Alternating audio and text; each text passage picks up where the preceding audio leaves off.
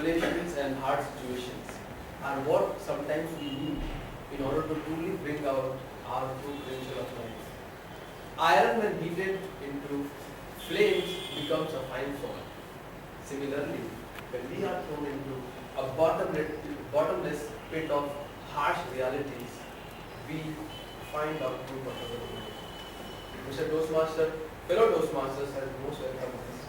Today, I am going to narrate you two stories of two visionaries who proved themselves outlier in their respective fields, but their success was not without failure.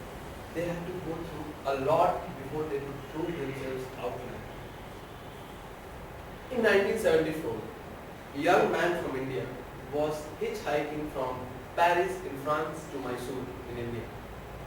He boarded a train at Nice railway station, which is a border town between Yugoslavia and Bulgaria. In the compartment of the train, he struck a conversation with a young girl from Bulgaria, and the girl was talking about the problems, the troubles of living in a communist country. When the train pulled into the next station, the man was arrested by police, and unceremoniously he was housed in a very small, very cold room without any food, without water, without any sanitation, without sufficient clothes. And the reason, one of the co-passengers in the compartment, he summoned the police thinking that young man and the young girl were criticizing communist government of Bulgaria. He was housed in that small compartment for 105 hours at a stretch. He was on the verge of starvation. He felt that he won't be able to come alive out of that chamber. But fortunately, next day he was released. And the reason that officials gave him, you are from a friendly country called India, that's why we are releasing you. This bitter incident transformed that man from a confused communist into a compassionate capitalist, who believed that only way to remove poverty from the world is to make sure that the benefits of capitalism reaches the masses.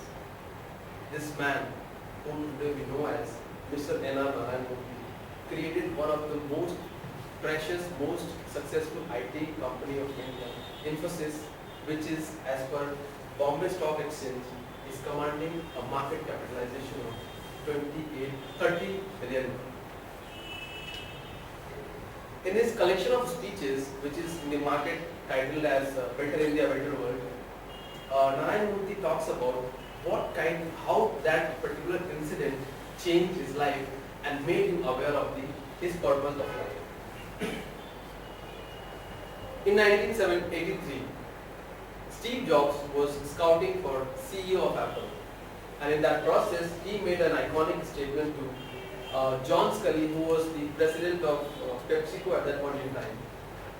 Hey John, do you want to keep selling sugared water throughout your life, or do you want a chance to change the world? John Scully apparently became CEO. 2 years later, when there was a rift between John Scully and Steve Jobs, Apple's board sided with John Scully and sidelined Steve Jobs. The result, Steve Jobs was fired from the company that he started. He was a public failure. He didn't know what he was going to do after that point in time. But that was Steve Jobs, the ultimate fighter. He went on to create Pixar Animation Studios, which was later bought by Disney at a price of $6 billion. He also created a computer company called Next, which was in 1996 acquired by Apple, which also marked the return of Steve Jobs once again at Apple. In 13 years at his stay at Apple, he transformed a loss-making company into one of the most profitable technology firm of the world. As for the first quarter of 2012, Nasdaq had the information about the market capitalization of Apple, and that was a whopping $680 billion. And as per the financial statement of Apple company, the first quarter had a cash balance of $98 billion. In the biography of Steve Jobs, the writer brings out a very gripping tales of Steve Jobs' initial success and then his devastating failure and finally his dazzling ascension to the top. In fact, in 2005, in the speech that Steve Jobs made at the Stanford Convocation Address, and the text of that speech is present at the Stanford website, or it is also present in a video format in YouTube. It talks about what kind of impact his firing from Apple had on his life.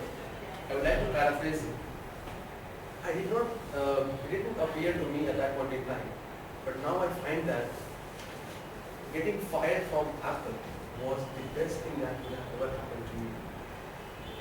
The heaviness of being successful was replaced by the lightness of being a beginner all over again. It freed me to enter one of the most creative periods of my life.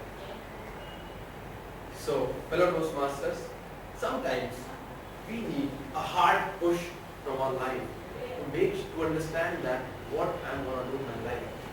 To paraphrase Steve Jobs again, sometimes life is going to hit you in your head with a brick.